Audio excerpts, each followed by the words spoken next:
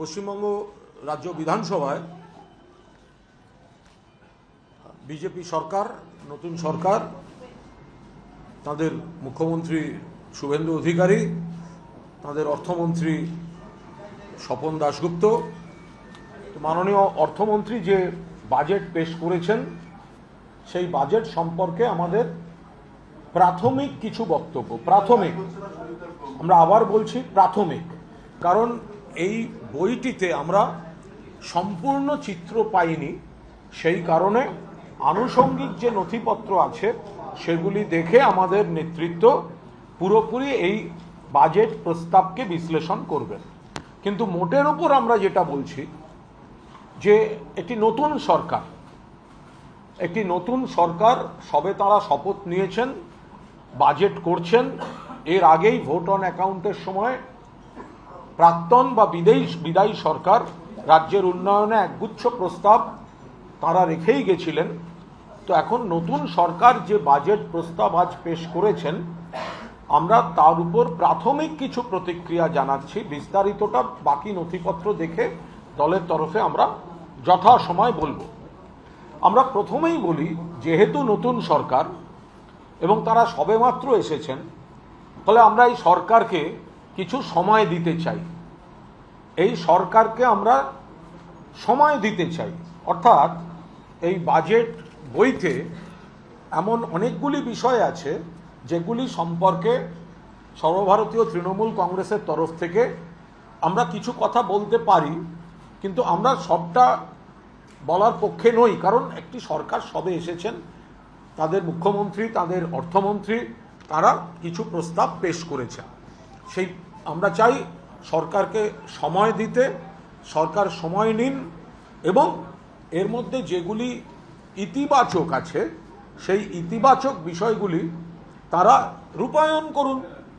এটা তো সময়ের কাছে পরীক্ষা দেয়া। তো সুতরাং তারা যদি ঠিকভাবে রূপায়ণ করতে পারেন তাহলে আমাদের তরফ থেকে গঠনমূলক সহযোগিতা চলবে, গঠনমূলক বিরোধিতাও চলবে। কিন্তু যদি এটা ইমপ্লিমেন্ট করতে গিয়ে দেখা যায় যে বাজেট পুস্তিকায় যা বলা হয়েছে তার সঙ্গে সঙ্গতিপূর্ণ হচ্ছে না কাজ, সেক্ষেত্রে আমাদের কিছু বক্তব্য থাকবে। আমরা শুধু এই কথাটা বলি যে বাজেট পুস্তিকাটি আজ যেটুকু বাজেট পাঠ করেছেন তাতে অনেক ধরনের খরচের কথা বলা হয়েছে এবং যেখানে কিছু মানুষের আয় বৃদ্ধির বিষয় রয়েছে, আমরা নৈতিকভাবে সেই আয় বৃদ্ধির অংশ আমরা সমর্থন করছি। কিন্তু তার সঙ্গে আমরা বলছি যে এর মধ্যে অধিকাংশ পদ বা অধিকাংশ যাদের কর্মসংস্থানের ব্যবস্থা করে দেওয়া, সিভিক, পুলিশ ইত্যাদি, এর শুরুগুলো কিন্তু মাননীয়া মমতা বন্দ্যোপাধ্যায় করে গিয়েছিলেন। এবার ধরুন একটা জিনিস শুরু হলো, এবার সময়ের সঙ্গে বাড়তে পারে। ফলে এখানে যেগুলি বৃদ্ধি হয়েছে সেই বৃদ্ধিতে আমরা সমর্থন করছি, কিন্তু বৃদ্ধির ভিত্তিপ্রস্তরটা মমতা বন্দ্যোপাধ্যায় বহু পরিবারে, বহু কর্মসংস্থানের মধ্যে দিয়ে তিনি স্থাপন করে গিয়েছিলেন, সেটা কিন্তু ভুলে গেলে চলবে না। দুই, যদিও মাননীয় অর্থমন্ত্রী বলেছেন ডবল ইঞ্জিন সরকার, তার সুবিধাটা তারা নিতে চান, কিন্তু এই যে বইটি, এই বইটির মধ্যে এতবার কেন্দ্রীয় সরকারের উল্লেখ আছে, তাতে মাঝে মাঝে বিভ্রান্তি হচ্ছিল যে আমরা রাজ্য বাজেট শুনছি না কেন্দ্রীয় বাজেটের রাজ্য সংস্করণ শুনছি। অর্থাৎ কেন্দ্রীয় বাজেটে যে কথাগুলি বলা হয়েছে, যে বারবার কেন্দ্রীয় বাজেট নির্ভর এই রাজ্য বাজেট হয়েছে, মমতা বন্দ্যোপাধ্যায়ের ক্ষেত্রে ছিল আত্মনির্ভর বাংলার বাজেট। কারণ মনে রাখতে হবে, মমতা বন্দ্যোপাধ্যায় সরকারকে প্রাপ্য যে টাকাটা সেটা কেন্দ্রীয় সরকার দেয়নি। আবাসের টাকা দেয়নি, 100 দিনের টাকা দেয়নি, 2 লক্ষ কোটি টাকার বেশি রাজ্যের প্রাপ্য দেয়নি। প্রাকৃতিক বিপর্যয়ের সময় অন্য রাজ্যকে দিয়েছে, এ রাজ্যকে দেয়নি। ফলে মমতা বন্দ্যোপাধ্যায়কে যে বাজেট করতে হয়েছে, এত মানুষের কাছে যেতে হয়েছে, সেটা মূলত আত্মনির্ভর বা স্বনির্ভর বাংলা ছিল। কিন্তু এই আজকের বাজেট যে পুস্তিকা, তাতে এখনো পর্যন্ত আমরা বাকি নথিগুলি নিশ্চয়ই দেখব, এখানে খরচের কথা বলা আছে, কিন্তু টাকাগুলি কোথা থেকে আসবে অর্থাৎ সরকারের আয় কি, সেটা কিন্তু এই বাজেট পুস্তিকায় একেবারেই স্পষ্ট নয়। অর্থাৎ সরকার এই যে ব্যয়টা করছেন, এই ব্যয়টা যে করছেন তার আয়টা কোথা থেকে আসছে, সেই ক্ষেত্রে দেখা যাচ্ছে পুরোদস্তুর কেন্দ্রীয় সরকার নির্ভর বাজেট হয়েছে। আমি এর ভালো মন্দ কোনোটাই আমরা বলছি না, তার একটা ব্যাখ্যা উনিও দিয়েছেন, যে মাননীয় অর্থমন্ত্রীও দিয়েছেন, যে আমরা ডবল ইঞ্জিন সরকারের সুবিধাটা নেওয়ার চেষ্টা করছি। এটা ওনাদের ন্যারেটিভ হতেই পারে, কিন্তু আমরা বলছি তফাৎটা কি, যে এর আগের সরকারকে নিজেরা আয় করে তার উপর দাঁড়িয়ে বাংলার মানুষের কাজ করতে হয়েছে। আর এখানে নিজেদের আয়টা কোথা থেকে আসছে বাজেট পুস্তিকায় তার কোনো স্পষ্ট দিক নির্দেশ নেই। ফলে পুরোটাই বারবার বিভিন্ন কর্মসূচি ঘোষণার সময় কোনো না কোনো কেন্দ্রীয় প্রকল্পকে রেফার করতে হচ্ছে। ফলে খানিকটা কেন্দ্রীয় সরকারের উপর নির্ভরশীল কর্মসূচি। 3 নম্বর বিষয়, যে পদক্ষেপগুলিকে একটা সময় বিজেপি আপত্তি করত, বিজেপি বলতো ভিক্ষা ভাতা, তো সেইগুলি কিন্তু এখন দেখা যাচ্ছে তাদের বাজেটেও অন্তর্ভুক্ত হয়েছে। অর্থাৎ মমতা বন্দ্যোপাধ্যায় মুখ্যমন্ত্রী থাকাকালীন সাধারণ মানুষ, প্রান্তিক মানুষ, গরিব মানুষের জন্য রাষ্ট্রযন্ত্র তাদের আর্থিক সুরক্ষা দেবে, আর্থিক দায়িত্ব পালন করবে, পাশে থাকবে, যে নীতিটি নিয়েছিলেন সেটা কিন্তু কার্যত নতুন সরকারও কিন্তু স্বীকার করে নিল, যে তারা হয়তো একটু টাকা বাড়াতে পারছেন কারণ তাদের কাছে অর্থ ভাণ্ডারটা আছে, মমতা বন্দ্যোপাধ্যায়ের কাছে সেই অর্থ ভাণ্ডারটা ছিল না, বাট তারা সেই জায়গাটায় করতে হচ্ছে। ধরুন এখানে একটা দুটো জায়গায় খুব গুরুত্বপূর্ণ জিনিস আছে। একটি হচ্ছে যেখানে অন্নপূর্ণা যোজনার কথা বলা হয়েছে, অর্থাৎ বাংলা ভাষণের 8 নম্বর পাতায়, সেখানে বলা রয়েছে 25 থেকে 60 বছর বয়সী যোগ্য মহিলাদের মাসে 3000 টাকা করে দেওয়া হবে। এই যোগ্য শব্দটার ক্লারিফিকেশন কি? অর্থাৎ এই যোগ্য অন্নপূর্ণা যোজনা যারা পাবেন, এখানে লেখা রয়েছে যোগ্য মহিলাদের, আর আগের সরকার বলেছিলেন লক্ষ্মীর ভাণ্ডার সবাই পাবেন। তাহলে এই যে যোগ্য মহিলাদের শব্দটা হয়েছে, যোগ্য মহিলার কি ক্রাইটেরিয়া তার কোনো ক্লারিফিকেশন এখানে কিন্তু দেওয়া হয়নি। বিস্তারিত আমরা পরে জানাবো। আরেকটি গুরুত্বপূর্ণ বিষয় স্বাস্থ্যক্ষেত্রে রয়েছে, যেটা সাধারণ মানুষের জন্য বিশেষভাবে গুরুত্বপূর্ণ। স্বাস্থ্যর ক্ষেত্রে যেটা আমরা লক্ষ্য করেছি, যে আমরা যেটা দেখেছি, আমরা বলেছিলাম, মাননীয় মুখ্যমন্ত্রী করেছিলেন স্বাস্থ্যসাথী, মূলত পরিবারের মহিলাকে কেন্দ্র করে স্বাস্থ্যসাথী। ওনারা বলছেন আয়ুষ্মান ভারত, বাজেটে স্বাস্থ্যসাথীর কথা নেই, তো বলেছেন আয়ুষ্মান ভারত। এখানে অর্থমন্ত্রী বলছেন যে এখানে যে সমস্ত গরিব মানুষ এই স্কিমের আওতায় আসবেন না, তাদের সিএম রিলিফ ফান্ড থেকে অর্থ সাহায্য করা হবে। এর মানে কি? কেন গরিব মানুষ আসবে না? যে সমস্ত গরিব মানুষ আয়ুষ্মান ভারত, ওখানে ওনারা বলছেন এত টাকা প্রস্তাব করেছেন আয়ুষ্মান ভারতে, এবার তারা বলছেন এই স্কিমে আসা আইসিডিএস কর্মী এবং 70 বছরের বেশি বয়সের সকল নাগরিক, আনুমানিক 7 কোটি মানুষ এর আওতায় আসবেন। হলো, তার পরের লাইন, যে সমস্ত গরিব মানুষ এই স্কিমের আওতায় আসবেন না, তাদের সিএম রিলিফ ফান্ড থেকে অর্থ সাহায্য করা হবে। এই কথাটা আসছে কোত্থেকে? যারা পাবেন না, গরিব মানুষ যাতে সবাই পান, সেই জন্যই তো স্বাস্থ্যসাথী ছিল। তাহলে আয়ুষ্মান ভারত তার মানে সব গরিব মানুষ পাবেন না, এটা বাজেট বক্তৃতায় স্বীকার করে নেওয়া হচ্ছে। এবার বলা হচ্ছে সিএম রিলিফ ফান্ড থেকে অর্থ সাহায্য করবেন। মাননীয় মুখ্যমন্ত্রী সাহায্য করতেই পারেন, কিন্তু এই 5 লক্ষ টাকা পর্যন্ত সাহায্য হবে তো? তাহলে যে কোনো গরিব মানুষ যিনি এই ধরনের স্কিমের আওতায় পড়ছেন না, তারা এই টাকাটা মুখ্যমন্ত্রী রিলিফ ফান্ড থেকে পাবেন তো? ফলে এইখানে কিন্তু একটু সমস্যা রয়েছে। 3 নম্বর বিষয় রয়েছে, এমন কিছু বিষয় রয়েছে যেগুলি নিশ্চয়ই মাননীয় অর্থমন্ত্রী বলেছেন এবং পরিকাঠামো বা পরিষেবার প্রশ্নে এগুলো শুনতে নিশ্চয়ই ভালো লেগেছে এবং আমরা চাই এগুলো ইমপ্লিমেন্টেড হোক।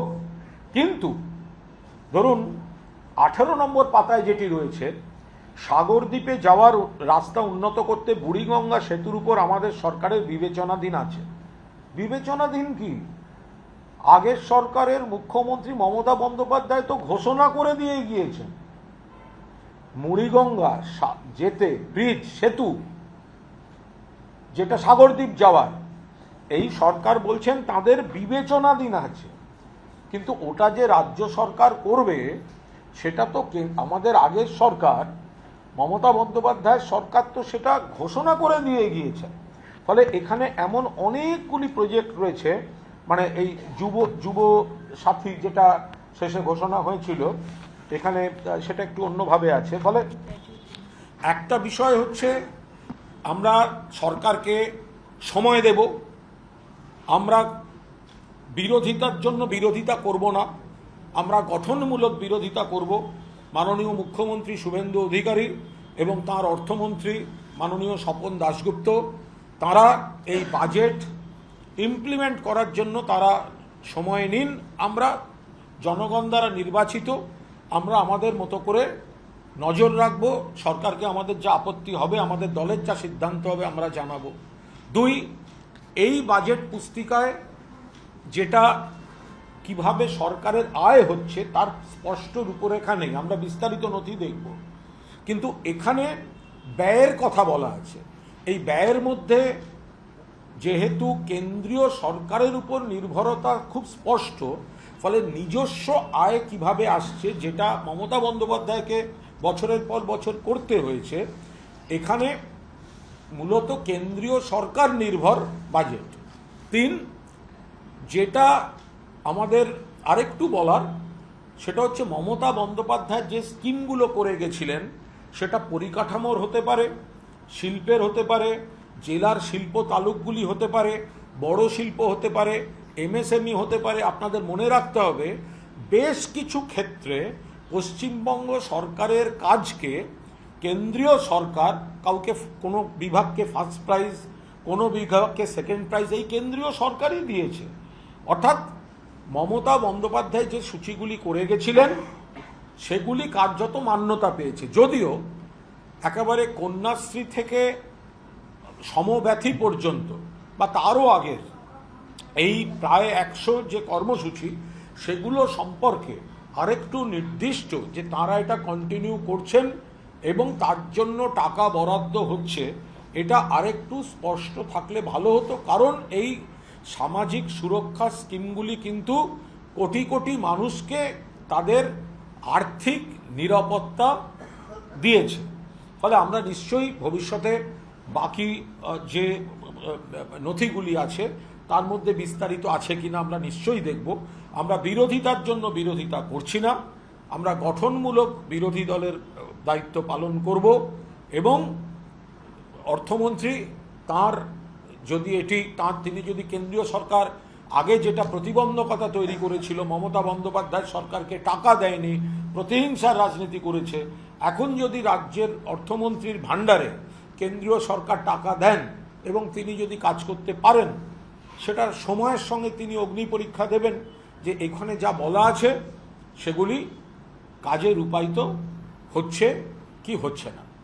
ফলে আমাদের আজ এইটুকুই বলার, এর বাইরে আমাদের দল শীর্ষ নেতৃত্ব পূর্ণাঙ্গ নথিসহ পুরোদস্তুর বিশ্লেষণ হবে, সেখানে আমরা পরবর্তীকালে আমরা পুরোদস্তুর আমাদের বক্তব্য জানাবো। তাই তো না, আমরা এটাই বলছি যে মমতা বন্দ্যোপাধ্যায় প্রাক্তন মুখ্যমন্ত্রী, তারও তো ইচ্ছা ছিল আরও বেশি দেয়া, কিন্তু যদি রাজকোষে প্রতিবন্ধকতা তৈরি করা হয় রাজনৈতিক প্রতিহিংসা পরায়ণভাবে, সেক্ষেত্রে মমতা বন্দ্যোপাধ্যায়কে দেখতে হতো তখন ডিএটা দেবেন নাকি আবার কোনো গরিব পরিবারে সেই সামাজিক সুরক্ষা প্রকল্পগুলি অব্যাহত রাখবেন। কেন্দ্রীয় সরকার যদি বাংলা 2 লক্ষ কোটি টাকার বেশি বকেয়া না রেখে দিত, তাহলে মমতা বন্দ্যোপাধ্যায়ের পক্ষেও শুধু ডিএ কেন, বাকিগুলি দেওয়া হতো। এখন বিজেপির সরকার আসার পর এই বাজেট বইটি এটা প্রমাণ করে দিচ্ছে এটা কেন্দ্রীয় সরকারের উপর নির্ভরশীল বাজেট, এবং তাতে আমরা কোনো নেতিবাচকভাবে বলছি না বিষয়টা। ওনারা বলছেন একটা দিক থেকে, ওনারা বলছেন আমরা ডবল ইঞ্জিন সরকারের সুবিধা নিচ্ছি, আর আমরা বলছি এটা এইভাবে যে মমতা বন্দ্যোপাধ্যায়কে স্বনির্ভর বাংলার বাজেট করতে হয়েছে, আর এটা হচ্ছে কেন্দ্র নির্ভর বাজেট। স্বনির্ভর বাংলার বাজেট নয়, কেন্দ্র নির্ভর বাংলার। এবার কেন্দ্রে ওদের সরকার, ওনাদের যদি টাকা পর্যাপ্ত সরবরাহ থাকে, তারা যদি দিয়ে দেন বা তারা যদি মমতা বন্দ্যোপাধ্যায় তৈরি করে যাওয়া যে পদগুলি, তখন তো কিছুদিন আগে তো বলা হচ্ছিল ওই ইয়েগুলো আপনার যারা মানে অন্যান্য যারা সিভিক ভলেন্টিয়ার বা ইত্যাদি, civic police, green police, village police, এগুলো নিয়েও তো অনেকে আপত্তি করছিলেন। আজকে দেখা যাচ্ছে যে মমতা বন্দ্যোপাধ্যায় কর্মসংস্থান এবং নিরাপত্তা ব্যবস্থার জন্য স্থানীয় বিজ্ঞানভিত্তিক যে কর্মসংস্থানগুলি করেছিলেন, সঠিক কাজ করেছিলেন। তখন তার হাতে পুরো টাকা ছিল না, তিনি যতটা দেওয়ার ইচ্ছে দিতে পারেননি, আর এনারা অর্থের যোগান আছে তাই তারা সেই টাকাটা বাড়িয়েছেন। ফলে টাকা বাড়ানোর সিদ্ধান্তকে আমরা যেমন সমর্থন করব, তেমনি আবার এটাও বলবো যে এইগুলি তো মমতা বন্দ্যোপাধ্যায় বিজ্ঞানভিত্তিকভাবে দেখিয়ে দিয়ে গেছেন। তখন আপনারা বাধা দিয়েছিলেন, তখন আপনারা সমালোচনা করেছিলেন, কিন্তু আলটিমেটলি যেগুলিকে ভাতা বলেছিলেন, যেগুলিকে অন্যভাবে ব্যাখ্যা করেছিলেন, সেগুলিকেও আপনারা মান্যতা দিয়েছেন। আমরা চাই এই সরকার একটু সময় পাক, কিন্তু বিপর্যয়ের কথা উনি যেটা বলছেন আমার মনে হয় এটা নিয়ে আলোচনা বা বিতর্ক সাপেক্ষ। কারণ একটা কারণ হচ্ছে পরিকল্পিতভাবে কেন্দ্রীয় সরকার বাংলার টাকা আটকে রেখে কৃত্রিমভাবে রাজনৈতিক প্রতিহিংসা পরায়ণ মানসিকতায় একটা ঘাটতি বা একটা সমস্যা তৈরি করেছিল। ফলে সেটাকে উনি বিপর্যয় বলে ব্যাখ্যা করছেন। আবার দুই হচ্ছে, আপনি বিপর্যয় বলবেন কি করে?